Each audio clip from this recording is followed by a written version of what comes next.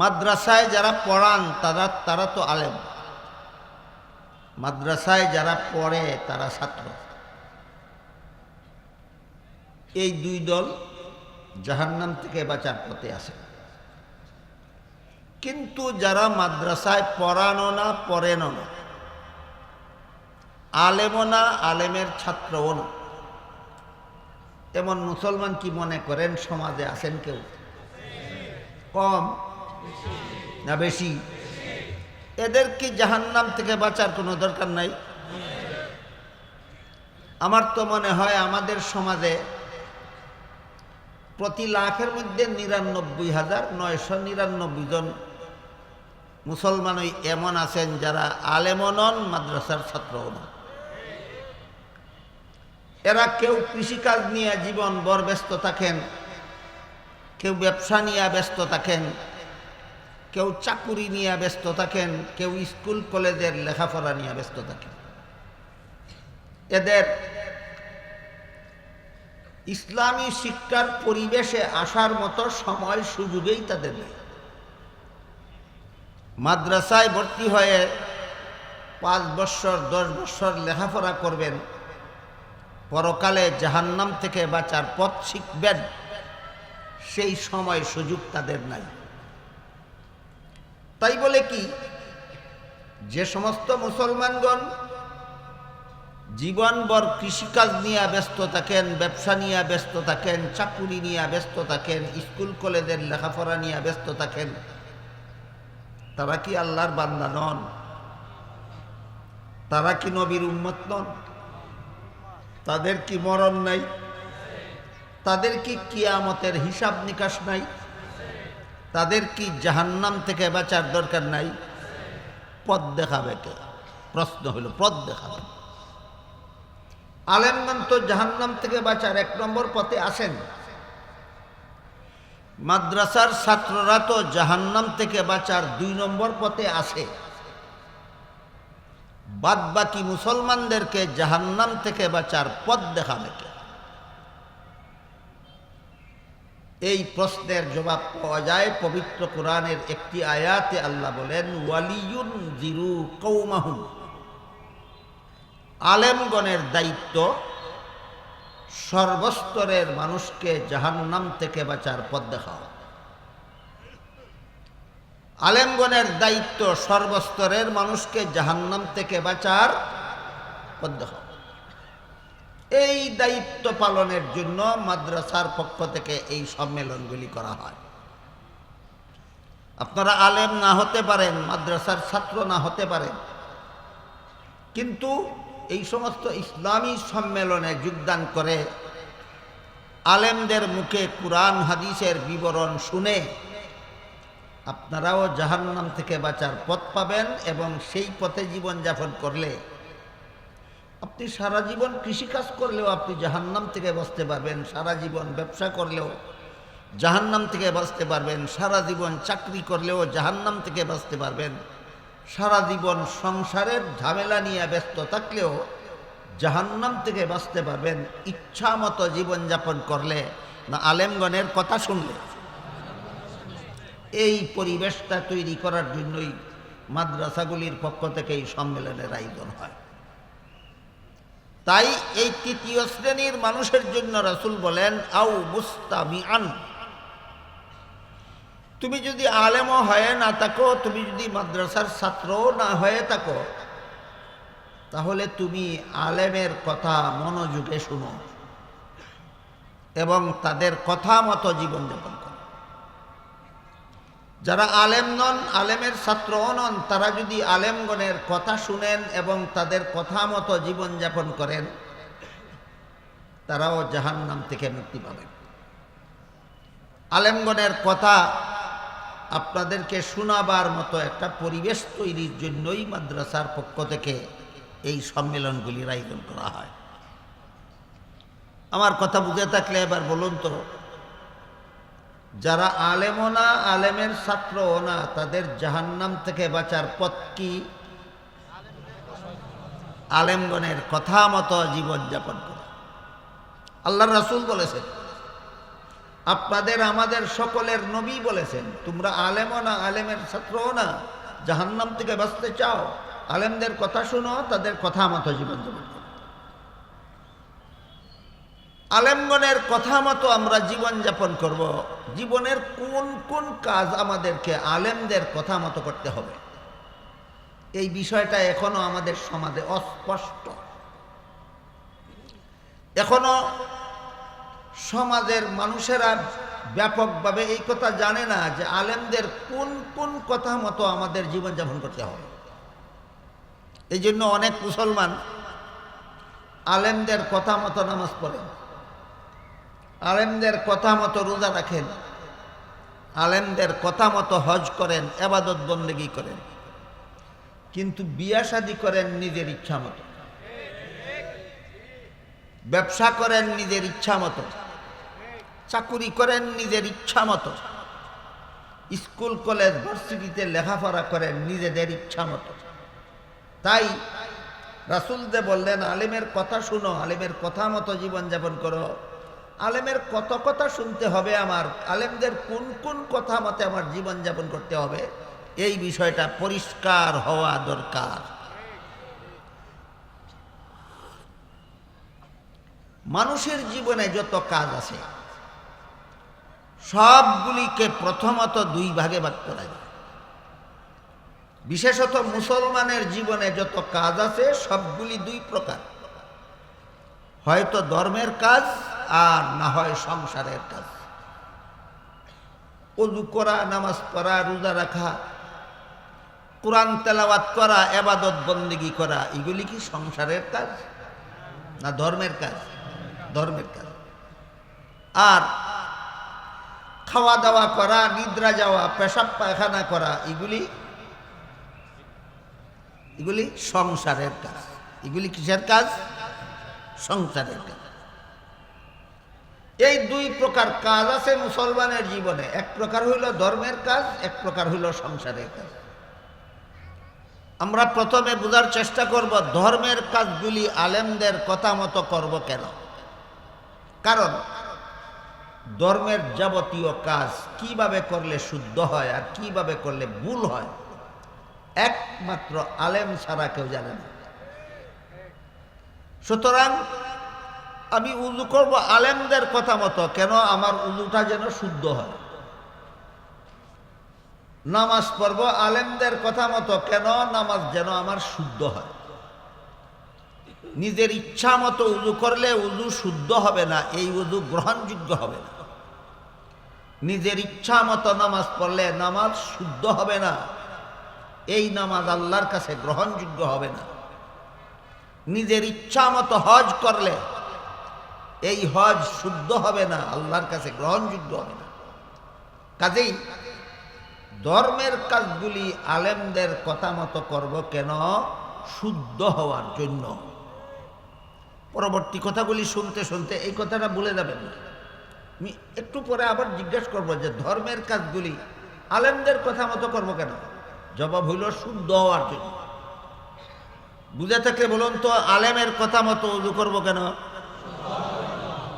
আলেমের কথা মতো কুরআন তেলাওয়াত করব কেন? আলেমের কথা মতো যাকাত দিব কেন? আলেমের কথা মতো হজ করব কেন? শুদ্ধ হোক। এবার আমরা বোঝার চেষ্টা করব সংসারের কাজগুলি কার কথা মতে করব এবং কেন। সংসারের কোন কাজ কিভাবে করলে হালাল হয় আর কোন কাজ কিভাবে করলে হারাম হয় সেটাও আলেম ছাড়া কেউ জানে না। আপনি সংসারের কাজ করতে জানেন, কিন্তু কিভাবে করলে হালাল হয় আর কিভাবে করলে হারাম হয় এটা আপনি জানেন না, এটা একমাত্র আলেমরা জানেন। যেমন ধরুন, একটু আগে বলেছি পেশাব পায়খানা কি কাজ? সংসারের কাজ। পেশাব করা সংসারের কাজ, পায়খানা করা সংসারের কাজ, রাত্রে নিদ্রা যাওয়া সংসারের কাজ। কিন্তু পেশাব পায়খানা সম্পর্কে হাদিস শরীফে রাসূল করিম সাল্লাল্লাহু আলাইহি ওয়াসাল্লাম বলেন, লা তাস্তাকবিলুল কিবলাতা ওয়ালা তাস্তাদবিরুহা। হে আমার উম্মত মুসলমানেরা, কিবলা সামনে নিয়ে অথবা কিবলাকে পিছন দিয়ে পেশাব পায়খানা করবা না। তাহলে কিবলা সামনে নিয়ে অথবা কিবলা পিছন দিয়ে পেশাব পায়খানা করা জায়েজ না নাজায়েজ? আপনি ইচ্ছা মতো পেশাব করেন কিবলা সামনে নিয়ে কিবলা পিছন নিয়ে। আপনি যদি আপনার ইচ্ছা মতো পায়খানা করেন কিবলাকে সামনে নিয়ে অথবা কিবলাকে পিছন দিয়ে, আপনার পেশাব আপনাকে জাহান্নামে নিয়ে যাবে, আপনার পায়খানা আপনাকে জাহান্নামে নিয়ে যাবে। সংসারের কাজ করলেন, জাহান্নামে যাবেন কেন? মন গড়া মতে করার কারণে। কিভাবে করলে হালাল হয় আর কিভাবে করলে হারাম হয়, যে হতে পারে এটা সংসারের কাজ, কিন্তু কিভাবে করলে হালাল হয় আর কিভাবে করলে হারাম হয় সেটা আলেম ছাড়া কেউ জানে না। সুতরাং সংসারের কাজগুলিও আমাদের আলেমদের কথা মতো করতে হবে। অনুরূপভাবে রাতের ঘুম, এতক্ষণের কথা আপনারা কি বুঝলেন? রাতের ঘুম ধর্মের কাজ, সংসারের কাজ, কিন্তু এর মধ্যে হালাল হারাম আছে। আমার তো মনে হয় এখনো সমাজের অনেক মুসলমান জানে না রাতের ঘুম আবার হালাল কোনটা হারাম কোনটা। একজন লোক এশার নামাজ না পড়েই ঘুমিয়ে গেল, তার ঘুমটা হালাল হইল না হারাম?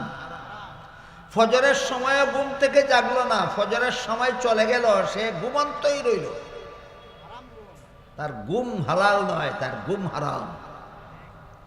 তোমার ঘুম তোমাকে জাহান্নামে নিয়ে যাবে। যে ঘুম এশার নামাজ সময় মতে পড়তে দেয় না, যে ঘুম ফজরের নামাজ সময় মতে পড়তে দেয় না, এই ঘুম হারাম। এই হারাম ঘুম তোমাকে জাহান্নামে নিয়ে যাবে। বুঝে থাকলে বলুন তো, ঘুমাবো কার কথা মতো? কেন? ঘুম না শুদ্ধ হওয়ার জন্য নয়, হালাল হওয়ার জন্য। ধর্মের কাজ আলেমের কথা মতো করব শুদ্ধ হওয়ার জন্য, সংসারের কাজ আলেমের কথা মতো করব হালাল হওয়ার জন্য। বেশ কম নাই? বুঝে থাকলে বলেন, ধর্মের কাজ আলেমদের কথা মতো করব কেন? আর সংসারের কাজ আলেমের কথা মতো করব হালাল হওয়ার জন্য। তা না হইলে তোমার সংসারের কাজ তোমাকে জাহান্নামে নিয়ে যাবে। ঠিক তেমনি ভাবে স্কুলের পড়াও সংসারের কাজ, কলেজের পড়াও সংসারের কাজ, ভার্সিটির পড়াও সংসারের কাজ। ইচ্ছা মতো পড়বেন।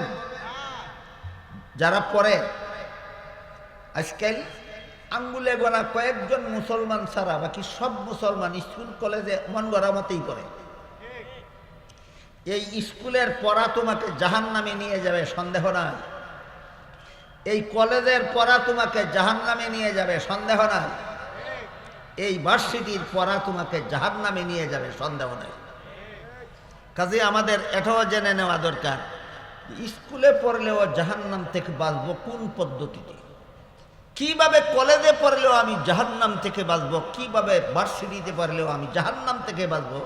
এটাও মুসলমানদের, অন্তত যারা নিজেরা স্কুল কলেজে পড়েন অথবা যারা নিজেদের ছেলে মেয়েদেরকে স্কুল কলেজে পড়ান, অন্তত তাদের জানা দরকার যে স্কুল কলেজে কিভাবে পড়লে জাহান্নামে যেতে হবে আর কিভাবে স্কুল কলেজে পড়লেও জাহান্নাম থেকে বাঁচা যাবে।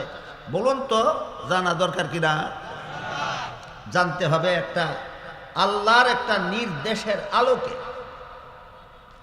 আল্লাহ পবিত্র কোরআনের এক আয়াতে নির্দেশ দিয়ে বলেন, ইয়া আইয়ুহাল্লাযীনা আমানু কু আনফুসাকুম ওয়া আহলিকুম নারান ওয়াকুদুহান নাসু ওয়াল হিজারা। হে মুমিন মুসলমানেরা, তোমরা নিজেরাও জাহান্নাম থেকে বাঁচার পথে চলো, তোমাদের পরিবার পরিজন, বিবি বাচ্চা, ছেলে মেয়েকেও জাহান্নাম থেকে বাঁচার পথে চালাও। পিতামাতার প্রতি আল্লাহর নির্দেশ, তোমরা নিজেরাও জাহান্নাম থেকে বাঁচার পথে চলো, তোমাদের ছেলে মেয়েকেও জাহান্নাম থেকে বাঁচার পথে চালাও। এবার বলুন,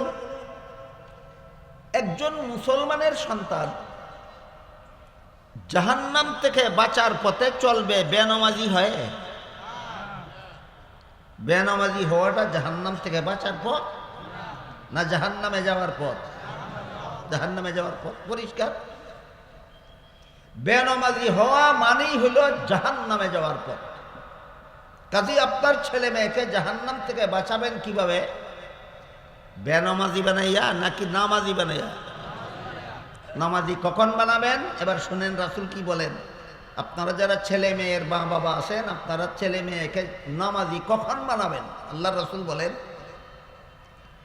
মুরু আওলাদাকুম বিসসালাতি ইযা বালাগু সাবআ সিনিন ওয়াদরিবুহুম ইযা বালাগু আশরান আও কামা ক্বালা আলাইহিস সালাতু ওয়াসসালাম। অর্থাৎ, হে আমার উম্মত মুসলমানেরা, তোমাদের সন্তান ছেলে হোক মেয়ে হোক, এদেরকে 7 বছরের সময় নামাজের আদেশ করো। 10 বছরের ছেলে মেয়ে নামাজ পড়তে না চাইলে তাকে শাসন করে নামাজি বানাও। রাসূল কি বলেছেন? মুসলমানের ছেলে মেয়েকে তার মা বাবা নামাজের আদেশ করবে কত বছর বয়সে? 7 বছর বয়সে। তাহলে নামাজ শিক্ষা দিবে 27 বছর বয়সে না 7 বছরের আগে? 7 বছরের আগে। 7 বছরের আগে যদি আপনার ছেলে মেয়েকে নামাজ শিক্ষা দিয়ে রাখেন, 7 বছরের সময় বলতে পারবেন নামাজ পড়ো। 7 বছরের আগে যদি ছেলে মেয়েকে নামাজ শিক্ষা না দিয়ে থাকেন, 7 বছরের সময় যখন বলবেন নামাজ পড়ো, সে বলবে নামাজ আবার কি? বলবে না? জানেন না নামাজ কি? তাহলে কি বুঝলেন? প্রতিটি মুসলমানের ছেলে মেয়েকে নামাজ শিক্ষা দেওয়ার বয়স 7 বছরের আগে।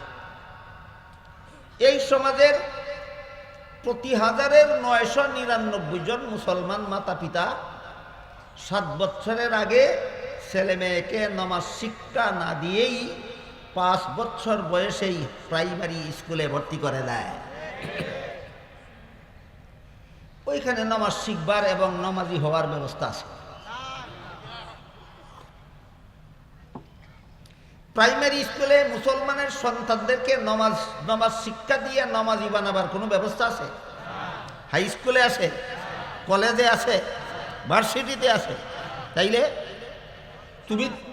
তুমি যে তোমার ছেলেকে তোমার মেয়েকে প্রাইমারি স্কুলে ভর্তি করলা 5 বছরের সময়, 10 বছর বয়সে হাই স্কুলে ভর্তি করলা, এরপরে 15 বছর বয়সে কলেজে ভর্তি করলা, 20 বছর বয়সে ভার্সিটিতে ভর্তি করলা। এই সমস্ত প্রতিষ্ঠানে তো কোনো মুসলমানের ছেলে মেয়েকে নামাজ শিক্ষা দিয়া নামাজি বানাবার কোনো ব্যবস্থা নাই। তাহলে আল্লাহ যে হুকুম দিছিলেন ছেলে মেয়েকে জাহান্নাম থেকে বাঁচাও, হুকুম পালন হইল না লঙ্ঘন হইল? স্কুলে পড়লো আলেমদের কথা মতো না মন গড়া মতো? কলেজে পড়লো আলেমের কথা মতো না মন গড়া মতো? ভার্সিটিতে পড়লো আলেমের কথা মতো না মন গড়া মতো? সন্দেহ নাই, তোমার স্কুলের পড়া তোমাকে জাহান্নামে নিবে, তোমার কলেজের পড়া তোমাকে জাহান্নামে নিবে, তোমার ভার্সিটির পড়া তোমাকে জাহান্নামে নিবে। আরো জানার ব্যাপার আপনাদের, আপনারা যে দেশে বাস করেন এই দেশের প্রাইমারি স্কুলেও মুসলমান ছেলে মেয়েদেরকে নামাজ শিক্ষা দেওয়ার ব্যবস্থা নাই। হাই স্কুলেও নাই, কলেজেও নাই, ভার্সিটিতেও নাই। কেন? তার কারণ আপনারা যে দেশে বাস করেন এই দেশের স্কুল কলেজ ভার্সিটির সিলেবাস তৈরি করার জন্য যাদের হাতে দায়িত্ব দেওয়া হয়, এরা পরিকল্পিতভাবেই এমন একটা সিলেবাস তৈরি করে দেয় যেন এই সিলেবাস নিয়ে লেখাপড়া করে মুসলমানের সন্তান যেন ডক্টর আহমদ শরীফ হতে পারে। এই সিলেবাস নিয়ে লেখাপড়া করলে মুসলমানের সন্তান যেন তসলিমা নাসরিন হতে পারে, মুসলমানের সন্তান যেন সালমান রুশদি হতে পারে, মুসলমানের সন্তান যেন লতিফ সিদ্দিকী হতে পারে, মুসলমানের সন্তান যেন শামসুর রহমান হতে পারে। এই যে কয়েকটা নাম বললাম, এগুলি কি জানেন আপনারা? মুসলমানের সন্তান যেন নাস্তিক হতে পারে এমন শয়তানি পরিকল্পনা নিয়েই আমাদের দেশের স্কুল কলেজ ভার্সিটির সিলেবাস তৈরি করা হয়। খুব নিরাপদ শিক্ষা ব্যবস্থা, খুব নিরাপদ শিক্ষা ব্যবস্থা না ভয়ঙ্কর শিক্ষা ব্যবস্থা? ভয়ঙ্কর শিক্ষা ব্যবস্থা। এবার আমার কথা বুঝে থাকতে বলুন, প্রাইমারি থেকে নিয়ে ভার্সিটি পর্যন্ত জাগতিক শিক্ষা প্রতিষ্ঠানের একটাতেও মুসলমানের সন্তানকে নামাজি বানাবার ব্যবস্থা নেই। কাজেই যে মা বাবা নিজের ছেলে মেয়েকে নামাজি না বানাইয়াই স্কুলে দেয়, কলেজে দেয়, ভার্সিটিতে দেয়, এরা নিজেদের সন্তানকে জাহান্নাম থেকে বাঁচায় না জাহান্নামে পাঠায়? এই স্কুলের পড়া জাহান্নামে নিবে কেন? কলেজের পড়া জাহান্নামে নিবে কেন? ভার্সিটির পড়া তাকে জাহান্নামে নিবে কেন? মন গড়া মতে পড়ার কারণে, আলেমদের কথা মতো না পড়ার কারণে।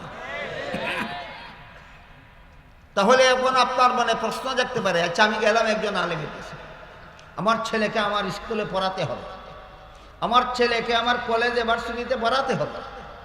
আলেমের কাছে গেলে কি পরামর্শ দিবেন আমাকে? কিভাবে আমার ছেলে স্কুলে পড়লেও জাহান্নামে যাবে না? কিভাবে লেখাপড়া করলে আমার ছেলে কলেজে লেখাপড়া করলেও জাহান্নামে যাবে না? ভার্সিটিতে লেখাপড়া করলেও আমার ছেলে জাহান্নামে যাবে না? সেই পদ্ধতিটা কি? এই ব্যাপারে মুফাসসিরিনে কেরাম তাফসীরের কিতাবে লিখেছেন, দুই শর্ত সাপেক্ষে স্কুলে পড়াও সওয়াবের কাজ, কলেজে পড়াও সওয়াবের কাজ, ভার্সিটিতে পড়াও সওয়াবের কাজ। কি লেখছে তাফসীরের কিতাবে? স্কুলে পড়াটাই গুনার কাজ না সওয়াবের কাজ? কলেজে পড়াই কি গুনার কাজ না সওয়াবের কাজ? ভার্সিটিতে পড়াই কি গুনার কাজ না সওয়াবের কাজ? কিন্তু বিনা শর্তে না দুই শর্তে? শর্ত দুইটা জানে কে? কাজে আলেমদের কাছে জিজ্ঞাসা করেন দিয়ে হবে, হুজুর কোন শর্তে আমার ছেলে মেয়েকে স্কুল কলেজে পড়াইলে জাহান্নাম থেকে বাঁচতে পারবে? আলেম বলতে পারবে কোন শর্ত মতো পড়াইলে তোমার ছেলে মেয়ে স্কুল কলেজ ভার্সিটিতে লেখাপড়া করলেও এরা জাহান্নামে যাবে না, জানে একমাত্র আলেমগণ। সুতরাং মুসলমানের বাচ্চাকে স্কুলে পড়াতে হলে আলেমদের কথা মতো পড়াতে হবে, মুসলমানের সন্তানকে কলেজে পড়াতে হলে আলেমদের কথা মতো পড়াতে হবে, মুসলমানের বাচ্চাকে ভার্সিটিতে পড়াতে হলে আলেমগণের কথা মতো পড়াতে হবে। এবার শুনুন শর্ত দুইটা কি। এক নম্বর শর্ত হইল, তুমি ইচ্ছা মতো স্কুলে পড়ো, ইচ্ছা মতো কলেজে পড়ো, ইচ্ছা মতো ভার্সিটিতে পড়ো, কিন্তু মুসলমানি বজায় রেখে পড়ো। মুসলমানি বজায় রেখে স্কুলে পড়ো, মুসলমানি বজায় রেখে কলেজে পড়ো, মুসলমানি বজায় রেখে ভার্সিটিতে পড়ো। তোমার স্কুলের পড়া তোমাকে জাহান্নামে নিতে পারবে না, তোমার কলেজের পড়া তোমাকে জাহান্নামে নিতে পারবে না, তোমার ভার্সিটির পড়া তোমাকে জাহান্নামে নিতে পারবে না। মুসলমানি বজায় রাখার ব্যবস্থা হইল বেনামাজি হওয়া না নামাজি হওয়া?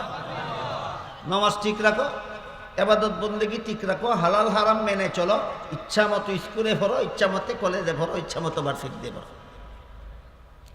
এই কথাটা শুনলে অনেকে প্রশ্ন করেন, তাহলে তো নামাজ শিখাতে শিখাতেই আমার ছেলের প্রাইমারি স্কুলের পড়ার সময় পার হয়ে যাবে। শয়তানের ধোঁকা ছাড়া আর কিছু নয়। প্রাইমারি স্কুলে পড়তে 5 বছর লাগে, নামাজ শিখতে 5 মাস লাগে না। নামাজ শিখতে 5 মাস লাগে না। নামাজে সর্বপ্রথম বলতে হয় আল্লাহু আকবার, এর আগে উযু করতে হয়। উযুর কত ফরজ?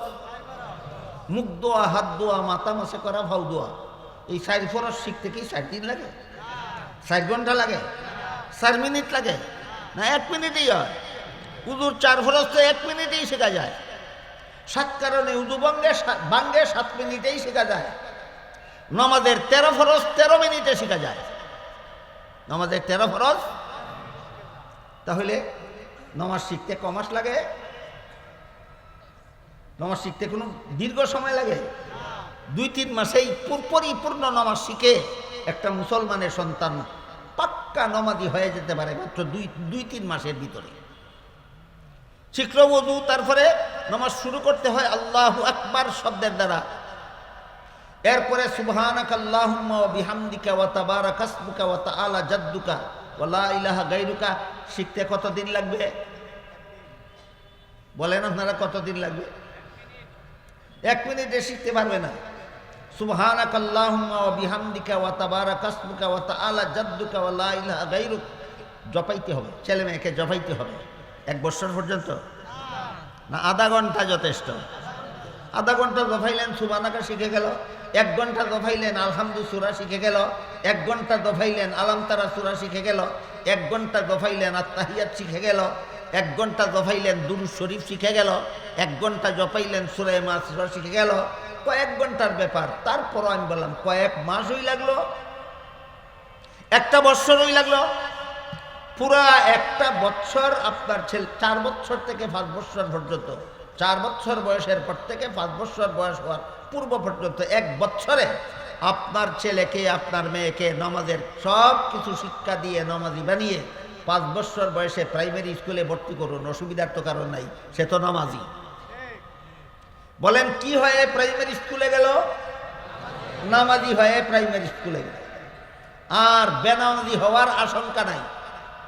নমাজি হয়ে হাই স্কুলে গেল, আর বেনামাজি সহজে বেনামাজি হবে না সে। এরপরে নমাজি অবস্থায় কলেজে গেল, আর সহজে বেনামাজি হবে না। নমাজি অবস্থায় ভার্সিটিতে গেল, আর সহজে বেনামাজি হবে না। সুতরাং আপনার যদি ইচ্ছা থাকে যে আমার ছেলে মেয়েকে স্কুল কলেজে পড়াবো, জাহান্নাম থেকে বাঁচাবো, নমাজি বানান, স্কুল কলেজে পড়ান। এই 1 নম্বর শর্ত হলো স্কুল কলেজে লেখাপড়া করে সোয়াব পাওয়ার জন্য 1 নম্বর শর্ত মুসলমানি বিসর্জন দিয়ে স্কুল কলেজে পড়া, না মুসলমানি বজায় রেখে, 1 নম্বর শর্ত। আমার কথাগুলি বুঝে থাকলে বলুন তো, মুসলমানি বজায় রেখে স্কুলে যাওয়া 5-7 বছরের কাজ, না মাত্র বেশির থেকে বেশি 1 বছরের কাজ? প্রাইমারি স্কুলে ভর্তি হওয়ার যে বয়স, এই বয়সের আগেই তাকে নামাজি বানানো যায়। আমার মা বাবা আমাকে প্রাইমারি স্কুলে ভর্তি করাবার আগেই নামাজি বানাইছিলেন। আমার কথা বললাম। 1 শর্ত, স্কুলে পড়া সওয়াবের কাজ, কলেজে পড়া সওয়াবের কাজ, ভার্সিটিতে পড়া সওয়াবের কাজ, বিনা শর্তে না 2 শর্তে? 2 শর্তের প্রথম শর্ত মুসলমানি বজায় রেখে পড়ে। নমাজি হও, বেনমাজি হয়ে না, উজু শিখো, বেউজু থেকে না, হালাল হারাম মেনে চলো, হারাম পথে জীবনযাপন করবে না। 2 নম্বর শর্ত হলো উদ্দেশ্য। কোন উদ্দেশ্যে তুমি স্কুলে পড়ো, কোন উদ্দেশ্যে কলেজে পড়ো, কোন উদ্দেশ্যে তুমি ভার্সিটিতে পড়ো, উদ্দেশ্য ঠিক করো।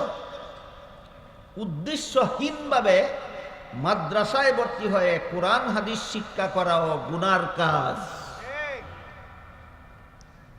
সবাই হয়তো বুঝেননি, অথবা কেউ বুঝে থাকলেও অনেকে আয়ত্ত করতে পারেননি, কথা গ্রহণ করতে পারছেন না কথা। হাদিসটা বলি শুনুন। হাদিস শরীফে রাসূল করিম সাল্লাল্লাহু আলাইহি ওয়াসাল্লাম বলেন যে কোরআন হাদিসের এলেম আল্লাহর সন্তুষ্টি অর্জনের উদ্দেশ্যে শিক্ষা করা হয়।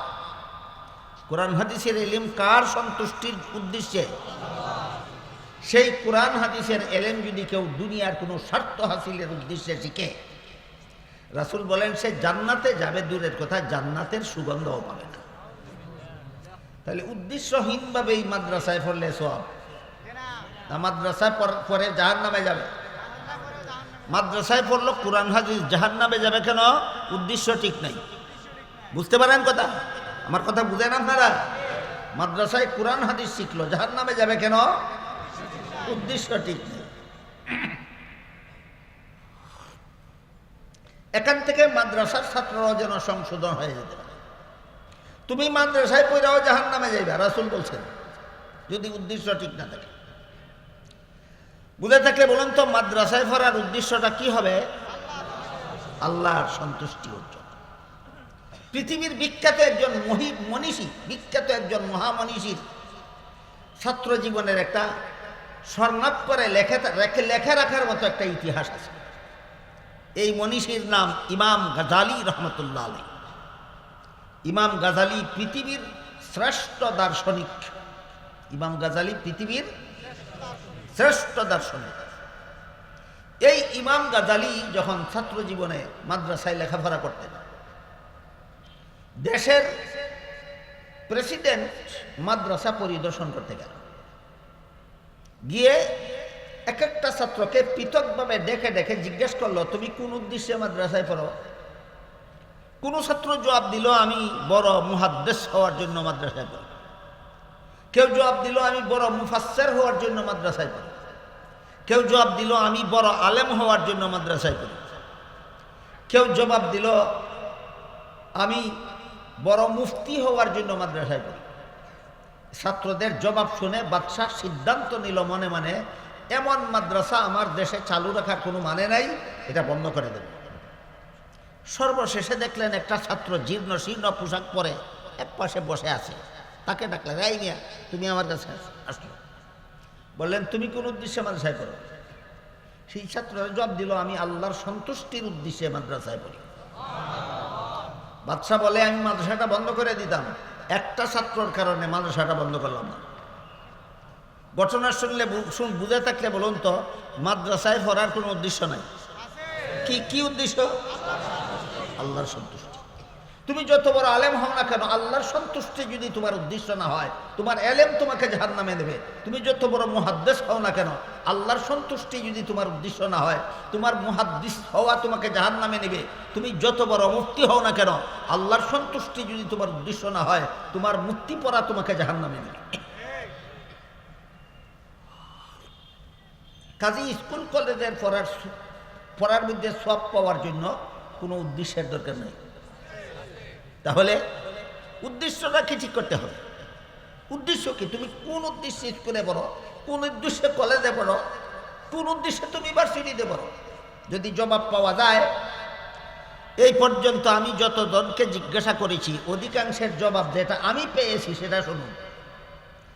জবাব পাওয়া যায় স্কুল কলেজে পড়লে একটা সরকারি সার্টিফিকেট পাওয়া যায়।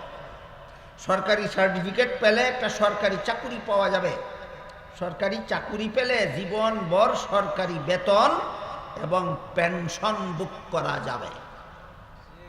এই যদি উদ্দেশ্য হয়, তাহলে জনসেবার উদ্দেশ্যে লেখাপড়া করে না পেটের সেবার উদ্দেশ্যে? তুমি পেটের সেবার জন্য লেখাপড়া করো, তোমার সওয়াব হবে কেন? আপনারা কি আমার কথা বুঝে? স্কুল কলেজের পড়ার মধ্যে সওয়াব আছে বিনা শর্তে না দুই শর্তে? এক নম্বর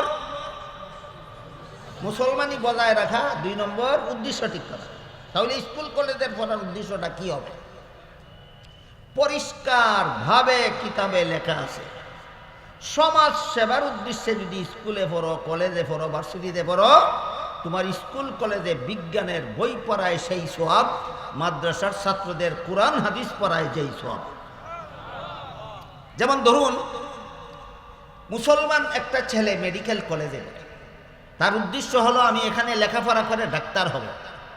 ডাক্তার হলে আমার সমাজের রুগীদের আমি চিকিৎসা করব, আমার চিকিৎসা সেবা পেয়ে রুগীরা সুস্থ জীবনযাপনের সুযোগ লাভ করবে। এটা পেটের সেবা হইল না জনসেবা হইল? জনসেবার উদাহরণ অনেক আছে, আজকের মতো এত লম্বা সময় আমার কাছে নাই, তাইলে অনেকগুলি উদাহরণ দিয়ে আপনাদেরকে বুঝাতাম। আজকের মতো একটা মাত্রই উদাহরণ দিলাম। মেডিকেল কলেজে যে সমস্ত মুসলমান ছেলেমেয়েরা লেখাপড়া করে, এদের উদ্দেশ্য যদি হয় আমি রুগীদের সেবা করব, আমার সেবা পেয়ে রুগীরা সুস্থ জীবনযাপন করবে, তাহলে এটা পেটের সেবার উদ্দেশ্যে পড়া নয়, এটা জনসেবার উদ্দেশ্যে পড়া। তোমার উদ্দেশ্য ঠিক আছে, তখন শুধু মুসলমানি বজায় রাখো, তোমার মেডিকেল কলেজে পড়া সওয়াবের কাজ।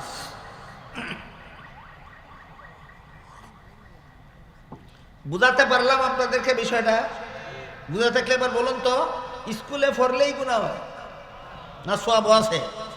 কলেজে পড়লেই গুনাহ হয় না সওয়াবও আছে? ভার্সিটিতে পড়লেই গুনাহ হয় না সওয়াবও আছে? বিনা শর্তে না দুই শর্তে?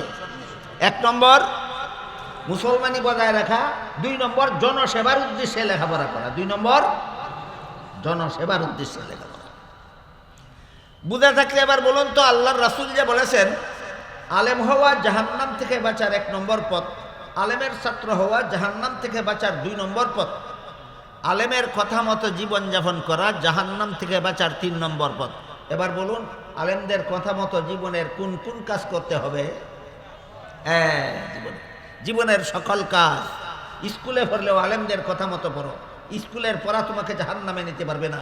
কলেজে পড়লেও আলেমের কথা মতো পড়ো, কলেজের পড়া তোমাকে জাহান্নামে নিতে পারবে না।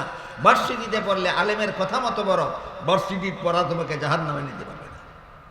এই জন্য আল্লাহ রাসূল বলেন তুমি যদি আলেম হতে না পারো, আলেমের ছাত্রও হতে না পারো, আলেমের কথা মতো জীবনের কাজগুলি করো, সংসারের কাজ তোমাকে জাহান্নামে নিতে পারবে না। এটা কত নম্বর পথ? 3 নম্বর পথ। কিন্তু যদি অগত্যা কোনো কারণবশত একজন লোক আলেমের কথা শোনারও সুযোগ না পায়, এমন হতে পারে, এটাকে জীবনের দুর্ঘটনা বলতে হবে। এমন কোনো দুর্ঘটনায় আক্রান্ত হয় যদি কোনো মানুষ, যে তার জন্য আলেমের কথা শোনারও সুযোগ নাই। যেমন এক ব্যক্তি 10 বৎসরের জন্য জেলখানায় বন্দী হয়ে গেল, 20 বৎসরের জন্য জেলখানায় বন্দী হয়ে গেল, আজীবনের জন্য জেলখানায় বন্দী হয়ে গেল, মাদ্রাসার সম্মেলনে আসতেও পারে না, আলেমের কথা শোনারও সুযোগ পায় না। এই লোকটা জাহান্নামে যাক না বাঁচুক? কিভাবে বাঁচবে? আল্লাহ রসুল বলেন, তুমি আলেমকে শুধু মহব্বত করো, এই মহব্বতের দ্বারাই তুমি জাহান্নাম থেকে বাঁচবে। এই কথাটার কারণ আজকাল অনেক মুসলমান বুঝে না। রাসূল কেন বললেন তুমি আলেমকে মহব্বত করো? যুক্তি খুঁজে। এই জমানাত এমন কতগুলি জ্ঞান পাপীর আবির্ভাব হয়েছে, যে জ্ঞান পাপীরা ইসলামের প্রতিটি বিধানের বিরুদ্ধে এক একটা করে শয়তানি যুক্তি দাঁড় করায়। আর যুক্তিগুলি শুনতে শুনতে সাধারণ মুসলমানেরা বিভ্রান্ত হয়ে যায়। এই জন্য এই সমস্ত জ্ঞান পাপীদের শয়তানি যুক্তিগুলির দাঁত ভাঙ্গা জবাব বোঝা দরকার। আমি দুঃখিত, আজকের মতো আমার এত লম্বা সময় নাই, 1-2 মিনিটে একটা যুক্তি আপনাদেরকে শুনি। রাসূল যে বললেন তুমি যদি আলেম হতে না পারো, আলেমের ছাত্রও হতে না পারো, আলেমের কথা শোনারও সুযোগ না পাও, তাহলে আলেমকে মহব্বত করো, এই যে একটা নির্দেশ, এটার যুক্তি কি? হাকিমুল উম্মত হযরত আল্লামা আশরাফ আলী থানভী রহমতুল্লাহি আলাইহি আল মাসালিহুল আকলিয়া নামক কিতাবে লিখেছেন, ইসলামে এমন কোনো বিধান নাই যার পক্ষে চূড়ান্ত কোনো যুক্তি নাই। ইসলামের সমস্ত বিধিবিধান চূড়ান্ত যুক্তিসম্মত। এটাও আমরা মনে রাখি, ইসলামের সমস্ত বিধিবিধান চূড়ান্ত যুক্তিসম্মত। কিন্তু ইসলামের অনেক বিধানের যুক্তি বোঝার যোগ্যতা সব মানুষের মাথায় নাই। যুক্তি নাই না বোঝার যোগ্যতা নাই? যাদের বোঝার যোগ্যতা নাই এরা প্রশ্ন করে আলেমকে মহব্বত করবো কেন? কি যুক্তি? কোন যুক্তি? এবার শুনুন যুক্তিটা কি। রাসূল কেন বললেন তুমি আলেমকে মহব্বত করো, যুক্তিটা কি? ধরুন একটা সন্তান তার মায়ের গর্ভে থাকাকালে তার বাবা মারা গেল। কোন সময় মারা গেল? জন্ম হওয়ার পরে এতিম হইল না মায়ের গর্ভেই এতিম হইল? এই এতিম সন্তান ভূমিষ্ঠ হওয়ার পর বাবা না থাকার কারণে তাকে লালন পালন করলো তার চাচা, লেখাপড়া শিক্ষা দিয়ে মানুষ রূপে গড়ে তুলল তার চাচা। বলুন তো, সন্তান জন্ম হলে তাকে লালন পালন করে লেখাপড়া শিক্ষা দিয়ে মানুষ রূপে গড়ে তোলার দায়িত্বটা আসলে কার? কে করে দিল? বলুন, কার কাজ কে করে দিল? বাবার কাজ চাচাই করে দিল। এখন যদি কোনো মুরব্বী ওই এতিম ছেলেটাকে বলে তুমি তোমার চাচাকেই বাবার মতো সম্মান করবা, অযৌক্তিক না যুক্তিসম্মত? কি যুক্তি? চাচাই তোমাকে বাবার কাজ করে দিয়েছে, এই যুক্তি। ঠিক তেমনি ভাবে রাসূলের চাচাতো ভাই হযরত আব্দুল্লাহ ইবনে আব্বাস, রইসুল মুফাসসিরিন হযরত আব্দুল্লাহ ইবনে আব্বাস রাদিয়াল্লাহু আনহু বলেন, এই উম্মতের সবাইকে আলেমগণকে নবীগণ হুবহু নবীগণের মতোই সম্মান করতে হবে। কারণ নবীগণের যুগে নবীগণ এই দায়িত্ব পালন করতেন, দুনিয়ার মানুষকে জাহান্নাম থেকে বাঁচার পথ দেখাতেন। যেই যুগে দুনিয়াতে নবী নাই, সেই যুগে নবীর এই গুরু দায়িত্বটা একমাত্র আলেমগণ পালন করে যাবেন। বুঝা থাকলে বলুন, জগৎবাসী মানুষকে জাহান্নাম থেকে বাঁচার পথ দেখাবার দায়িত্বটা আসলে কার ছিল? নবীগণ না থাকায় নবীগণের দায়িত্বটা কারা পালন করে যাচ্ছেন? সুতরাং আলেমকে মহব্বত করার কোনো যুক্তি নাই। না পণ্ডিতের মাথায় ধরে না? হ্যাঁ, যুক্তি আছে ইসলামে, পণ্ডিতের মাথায় ধরে না। এই জন্য রাসূল বলেন তুমি যদি আলেম হতে না পারো, আলেমের ছাত্র হতে না পারো, আলেমের কথা শোনার সুযোগ না পাও, এই যুক্তির ভিত্তিতে আলেমকে অন্তর দিয়ে মহব্বত করো, মহব্বতের কারণে আল্লাহ তোমাকে জাহান্নাম থেকে নাজাত দান করবেন। আর 2-3 মিনিট ধৈর্য ধরে শুনবেন, কথা দিলে মহব্বতকারীরা কিভাবে হাসরের মাঠে নাজাত পাবে সেই হাদিসটাও আপনাদের শোনাই। আল্লাহর রাসূল বলেন, হাসরের মাঠে যখন সমস্ত মানুষ দাঁড়াবে, আলেমগণকে আল্লাহ বলবেন, তোমরা জগতের অন্য সকল মানুষ থেকে আলাদা হয়ে আলাদা কাতারে দাঁড়াও। আলেমগণ যখন আলাদা কাতারে দাঁড়াবেন, আল্লাহ বলবেন, হে আলেমরা, আমি আল্লাহ দুনিয়াতে তোমাদেরকে আলেম হওয়ার সৌভাগ্য দান করেছিলাম, জাহান্নামের আগুন দিয়ে জ্বালাবার জন্য নয়, তোমরা জান্নাতে চলে যাও। আল্লাহর হুকুমে আলেমগণ যখন জান্নাতের দিকে রওনা হবেন, রাসূল বলেন, আলেমগণের জান্নাতে যাওয়ার পথের পাশে কিছু গুনাহগার মুসলমান দাঁড়িয়ে থাকবে। এরা আলেমও নয়, গুনাহগারও।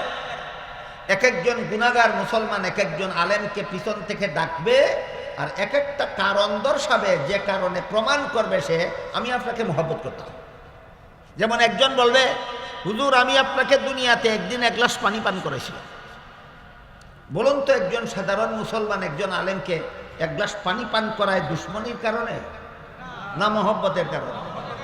এবার বলুন তো, 1 গ্লাস পানি পান করাতে কতশো টাকা দরকার? কশো টাকা লাগে? লাগে না, একটা অন্তর লাগে, একটা অন্তর, যে অন্তরে উপলব্ধি করবে যে ইনি আমাকে নবীর দায়িত্ব পালন করে দিচ্ছেন, এমন একটা অন্তর লাগে, টাকা পয়সা লাগে না। ঠিক তেমনিভাবে রাসূল বলেন, আরেকজন আলেমকে জান্নাতে যাওয়ার পথে পিছন থেকে একজন গুনাহগার মুসলমান ডেকে বলবে, হুজুর, আমি আপনাকে দুনিয়াতে একদিন 1 বদনা উজুর পানির ব্যবস্থা করে দিয়েছিলাম। পুকুর থেকে 1 বদনা উজুর পানি একজন হুজুরের কাছে পৌঁছে দিতে কতশো টাকা লাগে? টাকা লাগে না। কিন্তু কেন দিছিল? দুশ্মনীর কারণে না মহব্বতের কারণে? এইসব কথা বলে, এরা বলবে, কিন্তু আজকে আমার গুনার কারণে আল্লাহ আমাকে হুকুম দিয়েছেন জাহান্নামে যাওয়ার জন্য।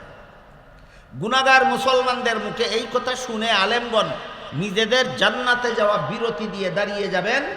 দাঁড়িয়ে আল্লাহকে বলবেন, আল্লাহ, এই লোকটা ঠিকই বলেছে, আমাকে মহব্বত করতো বলেই আমাকে 1 গ্লাস পানি পান করাইছিল। ওই লোকটা ঠিকই বলেছে, আমাকে মহব্বত করতো বলেই আমাকে 1 বদনা উজুর পানির ব্যবস্থা করে দিয়েছিল। এই কথা শুনে আল্লাহ বলবেন, হে আলেমরা, শোনো, এদের গুনার কারণে আমি হুকুম দিয়েছি জাহান্নামে যাওয়ার জন্য, কিন্তু তোমরা যেহেতু সাক্ষী দিলা যে তোমাদেরকে মহব্বত করতো, তোমাদের সাক্ষীর কারণে আমি এদেরকে মাফ করে দিলাম। আলেমরা, তোমরাও জান্নাতে যাও, এই সমস্ত গুনাহগার মুসলমানদেরকে সাথে নিয়ে যাও। আমার আগাগোড়া কথা বুঝে থাকলে বলুন তো, এই দলটা কত নম্বর পথে জান্নাতে গেল? এই জন্য রাসূল বলেন, জান্নাতে যাওয়ার 4 পথ, 4 পথ ছাড়া আর কোনো পথ নাই। আল্লাহ আপনাদের আমাদের সবাইকে 4 পথের কোনো না কোনো পথে জান্নাতে যাওয়ার সৌভাগ্য দান করুন। সবাই বলুন আমিন। সুবহান রাব্বিকা রাব্বিল ইজ্জাতি আম্মা ইয়াসিফুন ওয়া সালামুন আলাল মুরসালিন ওয়ালহামদুলিল্লাহি রাব্বিল আলামিন।